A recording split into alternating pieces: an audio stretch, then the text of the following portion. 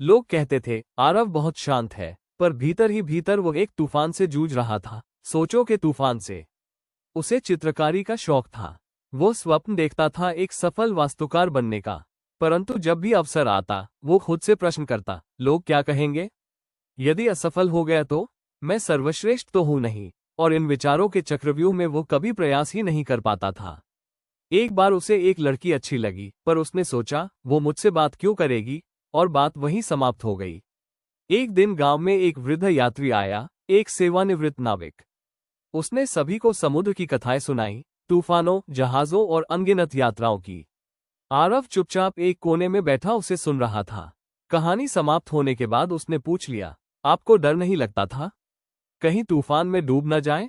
नाविक मुस्कुराया और बोला, डर तो होता ही है बेटा, पर यदि रुक गए तो वही डर हमें डुबो देता है, और यदि चलते रहें तो अंततः किनारा मिल ही जाता है। उस रात आरव ने पहली बार अपने मन से संवाद किया, सोचता रहूंगा तो कुछ नहीं बदलेगा, क्यों न एक बार करके देखूं। वो अपनी स्केचबुक उठाता है, चित्र बनाता है, किसी और के लिए नहीं, केवल अपने लिए।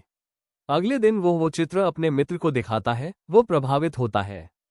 फिर वो अपने चित्रकला शिक्षक को दिखाता है, वो कहते हैं प्रतियोगिता में भाग लो। एक बार फिर मन में संदेह उभरता है, लेकिन उसे याद आता है यदि रुका तो डूब जाऊंगा। वो फॉर्म भर देता है। हर प्रतियोगिता में कुछ न कुछ नया सीखता है। हर बार वो कम सोचता है और अधिक करता है। धीरे धीरे उसका जीवन बदलने लगता है। कुछ वर्षों में आरव एक सफल वास्तुकार बन जाता है। स्कूल, पुस्तकालय और भवनों का निर्माण करता है। अपने गांव के लिए एक सुंदर पुस्तकालय भी डिजाइन करता है, और उस लड़की से विवाह करता है जिसके विषय में उसने कभी सोचा था वो मुझसे बात भी नहीं करेगी। आरव आज भी सोचता है, पर अब वो सोच उसे रोकती नहीं, बल्कि आगे बढ़ने की दिशा दिखाती है।